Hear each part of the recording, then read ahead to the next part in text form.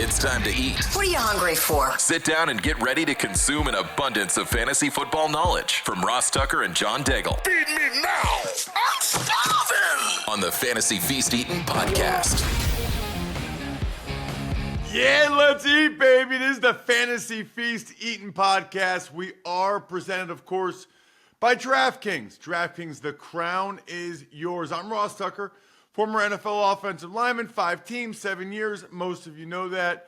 Today is actually the first day, as we record this, Wednesday, March 12th, the first day of the 2025 NFL League year, which means a lot of moves that we've already heard about for days can officially be made official as of 4 p.m. Eastern time today.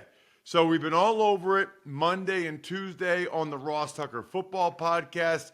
We'll do that again with Greg Cosell on Thursday's Ross Tucker Football Podcast. Get Greg's thoughts on some of the big moves. We touched on it on the Even Money Betting Podcast.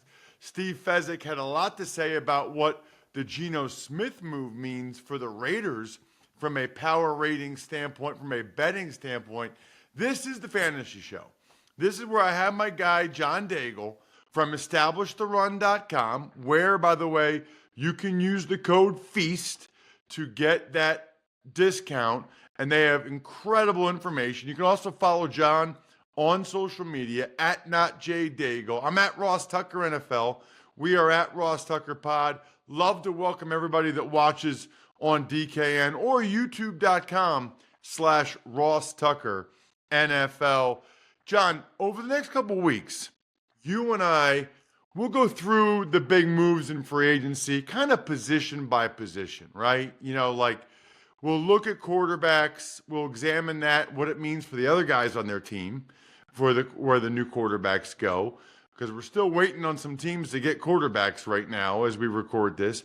Same thing for running backs, wide receivers, and tight ends. We'll kind of systematically give a feel for where we think these guys are at with their new landing spots, or at least in the case of the tight ends, a lot of them staying with their incumbent team seem to be the big deal.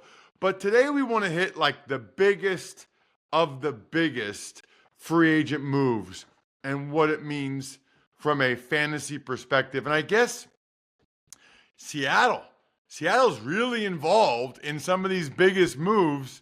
And really, John, it's getting rid of guys. And I guess bringing in Darnold too. But just off the top of my head, I think big names, fantasy, that have moved, it's Geno Smith, it's DK Metcalf, it's Sam Darnold, and the Seahawks are involved in all those things.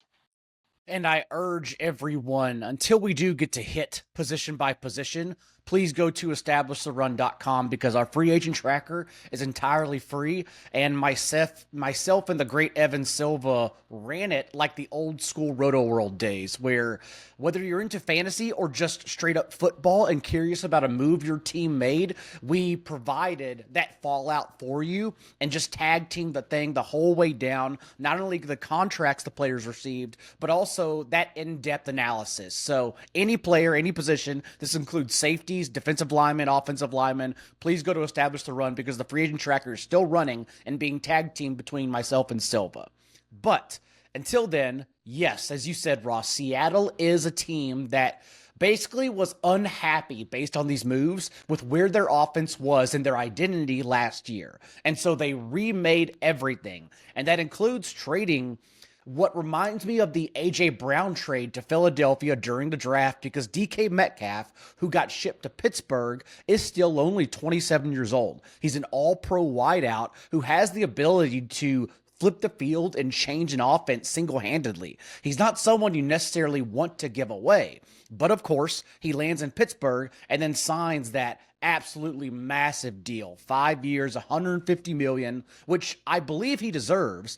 The issue is typically organizations have a quarterback in mind whenever they make a deal like this. The last I checked, the Steelers, at least through Tuesday of the first day of free agency, once the league opened, didn't have a single quarterback under contract, backup included. So they have DK Metcalf, George Pickens on the final year of his deal, and no quarterback at all. Najee Harris, who we'll talk about in a bit, also walks to the Los Angeles Chargers in free agency. And so again, this is now going to be Seattle without that stud wide receiver. It will allow Jackson Smith and Jigba to continue developing, and we've talked about him in the past. So when we wanted to be high out in fantasy, he's now guaranteed to be a target hog and threaten wide receiver 1 status for fantasy. So that's someone I still want to be very high on. And also because a target hog in that there really is no one else available, at least right now, behind him. Noah Fant, we thought he was going to be a cut candidate, but because they have no other options, it does instead seem like they're going to bring him back. And if that's JSN's only threat for targets, then yes, even from Sam Darnold, he's going to be just fine.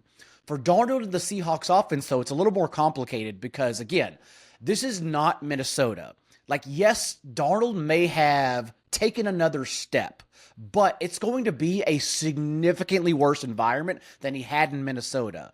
Strictly from a pass protection stance, Darnold last year benefited from Minnesota's elite offensive line, allowing the 7th lowest pressure rate in the league. Seattle last year, we'll see what they do at the offensive line during the draft, during the second wave of free agency, but they did finish 18th last year, and Darnold took the 3rd most sacks when he was under pressure in the entire league. Not only that, but again, he doesn't look up and see Justin Jefferson and Jordan Addison, who has 19 touchdowns in his first 2 seasons in the league as a wide receiver 2 behind Jefferson. It's now basically just JSN and a lot more outdoor games compared to benefiting from that dome environment in Minnesota as well. So I do think it's a significantly worse spot for fantasy. He's someone, Darnold, who as we get into the later summer months is going to go higher in your home league, I can already predict, than he should. Because again, this is not a great situation for him, at least for fantasy. So I think we're going to be avoiding Darnold for fantasy as we move into the home league section of the drafts. Wow. Okay, so there's a lot there that I want to chew on a little bit. The first one, like, I gotta get clarity on this. Did Tyler Lockett retire, or was he just released by the Seahawks? He was released. I believe so he might still play somewhere else and whatever. And the rumor is the Raiders to relink with both Pete Carroll and Geno Smith, who we'll talk about in a second. Oh, that makes sense. And so then they would have Geno and Jacoby Myers, Brock Bowers. Lockett gives him another reliable guy. Going back to Seattle, they also fired their offensive coordinator. I mean, Mike McDonald, he hated his offense. I mean, you fire the OC, you bring in a new OC, you get rid of your pretty solid starting quarterback, your best receiver. That is wild. I mean, that is a real remake, and they're showing a lot of faith in Sam Darnold, and I think, pairing him up with Kubiak, who obviously is sold on Darnold based on their 1 year together in San Francisco in 2023. And it wasn't even really Darnold being the starter for San Francisco either. He came off the bench a couple times, but it wasn't, I would say, a full situation as the team's QB1 for Darnold either. So yes, familiar with the playbook, but again, this is in my opinion, entirely different situation from 2023. Fascinating. And for Metcalf, we can't really comment that much on his fantasy value until we know who the quarterback is, right? I mean, obviously, the Steelers really wanted him to give up the 2nd round pick and that contract. My theory on it is that they did that in large part to try to get Justin Fields to stay, to try to get Justin Fields to re-sign with them and entice him to be there, and he still didn't. He still didn't want to stay. And it ended so poorly with Russell Wilson that I can't imagine that's the direction they go back in unless they're truly throwing in the towel.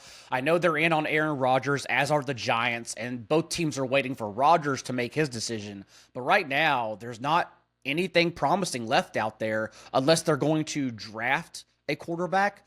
But again, I'm not sure that's the situation. You also bring someone in, especially given this class that outside of Cam Ward, we still have major question marks. So it's an interesting situation for both Pittsburgh and Seattle. DK Metcalf otherwise, again, an amazing player, an amazing wide receiver who in the second half of the season was really only outperformed by JSN. Yes, Jackson Smith-Njigba was great, but also DK Metcalf was going through that ankle injury, I believe it was, in the second half of the year, where he really just wasn't the same player. When prior to that, in the first half of the season, before he got injured, he was still DK Metcalf. He was still out targeting JSN weekly. And so I do think Pittsburgh got an amazing player, but again, they still have to have the quarterback to get it to him. Yeah, there's a lot of interesting stuff there. I did see a mock draft that had the Steelers selecting Shedeur Sanders at 21. He's got to make the 21 is the thing about that. Yeah, well, that's what I'm saying. Maybe they're kind of thinking there's a chance he falls. The Steelers did lose Najee Harris. They signed Kenny Gainwell, but Najee Harris goes to the Chargers. I guess the best thing I could say about Najee, John, and from my perspective is he doesn't get hurt. He doesn't miss games. He's like durable and reliable. I'm never overly impressed by him, but he's kind of a sustaining, durable back, which I think the Chargers obviously put a lot of value in. He was trusted so much so in not being injured and being not explosive, but reliable with at least 284 touches and 1,200 yards from scrimmage in all 4 seasons with the Steelers. And this is a Chargers offense now that he lands in that we know exactly what their identity is and what they want to do behind that strong offensive line. The Chargers finished 10th in run play rate last year and averaged 27 carries per game, which finished 12th in the league. And so given the fact that Tomlin trusted Najee Harris every single season to be a workhorse, despite not being as explosive as Jaylen Warren. Adam Levitan even tweeted that Najee Harris, a career high, 9 carries for 20-plus yards last year. I don't think that was Najee Harris becoming more explosive. I think Arthur Smith helped out a lot to alleviate the run game and scheming there because for as poor as Arthur Smith was as a GM and a head coach, de facto GM with Atlanta, he's always been a great play caller and opening up gaps between the trenches for his running backs. And so I think that's why Najee Harris and Jaylen Warren had successful years. At the same time, though, now, this is also a team that so far the Chargers lost J.K. Dobbins in free agency. He hasn't re-signed there either. And so as it stands, we can comfortably project Najee Harris for 300-plus touches this year. There's a real chance he just leads the NFL in overall touches because of this offense and who he is as a trusted player on all 3 downs. And so you have to love Harris for fantasy as an RB2 immediately. Wow, that's interesting. What's Dobbins' situation there, you think? I don't know if they're trying to bring him back to do a 1-2 punch or if he's waiting out for more money. That's typically what this time of the year means, is that if a running back who had such a successful year like he did has not signed until the second or third wave, then that means that the offers aren't as lucrative as they thought. Well, and with his injury history, that wouldn't surprise me, unfortunately. Although I will say, everything you just said about Najee Harris, and the Steelers didn't seem to offer him that much money. Like they were okay with him leaving and bringing in Kenny Gainwell, which will be interesting. You know what I like? I like saving money. I like not spending money when I don't have to spend money. You know a good example of this? Vodka. Yeah. If you're buying vodka to have a drink, you guys know I've told you before, I like to get some type of like Gatorade Zero or Pedialyte or the Gatorade Light that has like the electrolytes in it. I like that with some Smirnoff in it. It's delicious. It's exactly what I'm looking for.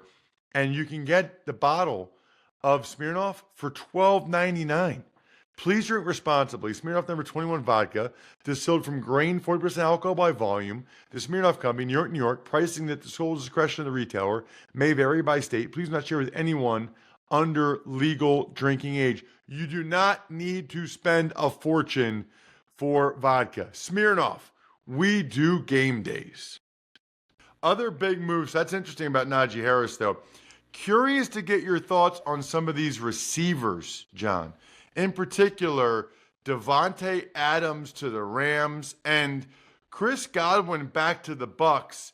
I know he could have gotten a lot more money elsewhere. This is about as much as money as a guy will turn down as I can remember. And let's start with Chris Godwin because we have talked about him in the past in our free agency preview. I already mentioned that only Jamar Chase had scored more fantasy points while Godwin was available through week 7. He was having a monster year, and that includes out-targeting Mike Evans in those first 7 games, 61-42. And remember, he tried to return from the postseason. Well, they said that he could have potentially played in the postseason if the Bucs made a deep playoff run. And if that was the case, that means that his dislocated ankle shouldn't hinder him in week 1. We're expecting him to be full strength and be back with this Bucs offense that it's not only about bringing Chris Godwin back, it's also about the development of Jalen McMillan as a true wide receiver 3, since he literally helped people win their fantasy titles over his last six starts in place for Godwin last year. And then also, this offense quietly re-signed Ben Bredeson, who started all 17 games at left guard for them, which guarantees the Bucs bring back their entire starting 5 offensive linemen as well. So they are including the internal promotion of Josh Grizzard at its OC in place of Liam Cohen. They are basically bringing back everyone from last year's explosive unit. That continuity is so exciting for fantasy. So between Godwin, Baker, Mike Evans, Bucky Irving in his second year, you just have to love the overall offense environment for Tampa Bay as a whole. Ooh, all right. What about the other receiver we talked about, Davante Adams? This is a really interesting one because it is two very high IQ individuals, and Sean McVay and Davante Adams finally getting to work together. And Cooper Kupp, we're expecting to be released unless they do find a trade partner. I'm not sure what that would look like since Debo got a 5th round. The Jaguars nearly gave up on Christian Kirk, and instead, the Texans sent a 7th rounder. I think Cooper Kupp would fall in between that, but ultimately, I do believe he'll be released, leaving Adams and Puka Nacua in 2 wide sets. And Davante Adams was still very good last year across 2 different teams. 23.5% target share from Gardner Minshew and Aiden O'Connell with the Raiders, a 28% target share from the Jets, had a strong finish to the season with Aaron Rodgers. And so that's why right now our early projections, if you're doing best ball drafts on DraftKings, we do have him jammed in around a fringe wide receiver 1 with Terry McLaurin, Tyreek Hill, and T. Higgins. Everyone wants to know, though, about Puka Nacua because he could have, and still maybe could, threaten as the overall wide receiver 1 in fantasy if everything shook out in his favor. But I don't think it's too much of a dink towards his status because without Cooper Kupp on the field, we saw Puka Nacua still have the ability to have league-winning volume. And right now, we are projecting him right behind, Jamar Chase and Justin Jefferson, and thrown into this gaggle of guys that includes Nico Collins and Brian Thomas. Selecting Puka alongside any of them, if you're doing early drafts, makes total sense considering he could still very easily lead the Rams in both fantasy points and target share. But I do think Davante Adams at least helps alleviate some of the coverage that would otherwise head his way. I actually thought Davante Adams might land with the Chargers with their need at receiver, but that did not happen. While we're on receivers, let's talk about Christian Kirk going to the Texans. That's interesting when teams do an in-division trade like that, but the Jags would rather get something, and the Texans evidently felt like Kirk was sort of a distressed asset that they can still get production out of. And it's something they needed to, since Tank Dell, it sounds as if he's not even going to play in 2025, given that late season horrific injury he suffered. It sounds like 2026 is more of the target here. And so we're not even sure he's going to be on the field for Houston. And also Stephon Diggs, obviously a free agent, and he played a team high 53% of his routes from the slot for Houston. So this is just an offense that needs someone else besides Nico Collins, considering last year they did open week 1 with Collins, Diggs, and Dell. Kirk fits that slot mold, and I wouldn't say Kirk fell off so much as he was just beat out by Brian Thomas throughout the regular season until Kirk was ultimately suffered that season-ending injury. And so Kirk is going to step right into the slot from CJ Stroud with a new offensive coordinator. I do think it's a terrific pickup for Houston for Kirk to blend in as a wide receiver 4 or 5 for fantasy, but more importantly, just give them a player that they need for that passing offense. You know, with the one quarterback situation, we didn't really talk that much about yet from a big news standpoint is Justin. By the way, just as a side note for the Texans, it's interesting to me that Stephon Diggs is still a free agent right now. He has not signed anywhere. So you do get to that point after a couple days that you wonder, okay, is this guy going to take this till draft or post-draft? Or is this guy going to take it till the season? You know, like there's kind of different timelines when these deals happen. If they don't happen the first couple days of free agency, then it's more likely to happen around draft time or right after the draft, or sometimes after that. Sometimes they wait till training camp. They don't feel like going to training camp. I know guys that don't like going to training camp, so they wait and sign 2 weeks into camp, 2 weeks into the preseason. So we'll see what the deal is with Diggs. But I want to get your thoughts on Justin Fields. The Steelers wanted him back. They wanted him to be their starter, but not as badly as the Jets, because the Steelers had offered him $30 million over 2 years with $20 million guaranteed. Jets offered him $10 more million, both overall and $10 more million guaranteed, which also I think made him feel like he had a better chance to actually get 2 years as a starter, or maybe a year and a half, whereas in Pittsburgh, he got benched. That's tough to come back from. It is tough to come back from, but for our purposes, it was 6 starts.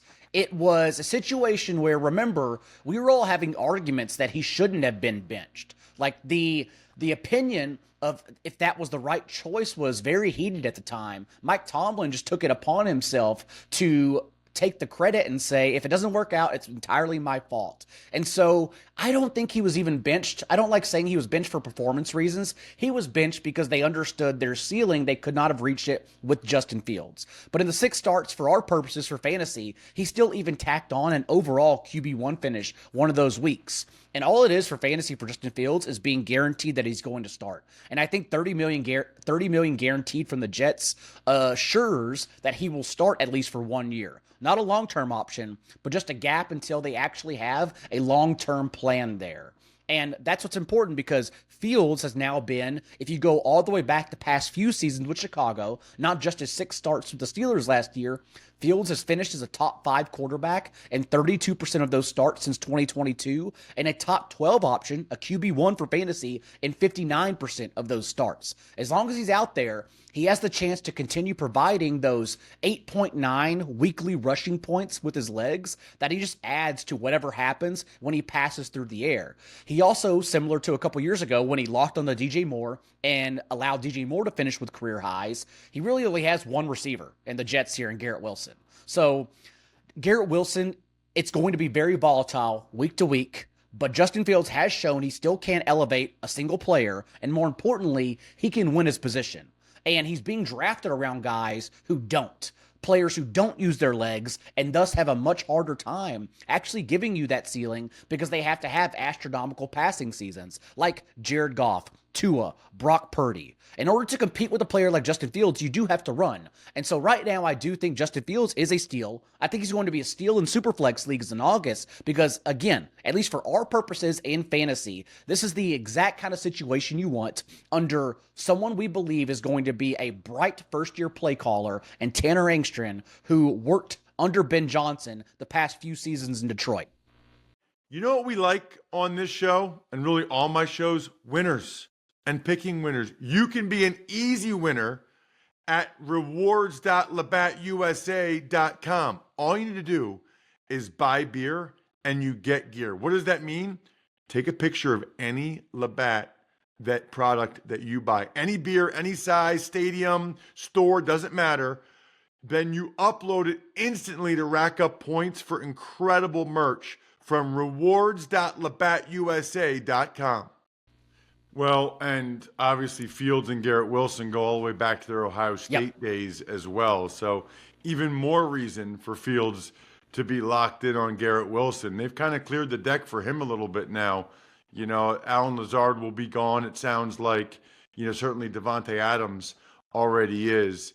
I do want to get to one more here, John. What about Javonte Williams? This is another one that I put in the J.K. Dobbins category of I'm just sad for this guy because his first year he looked unbelievable. Then he has the injury.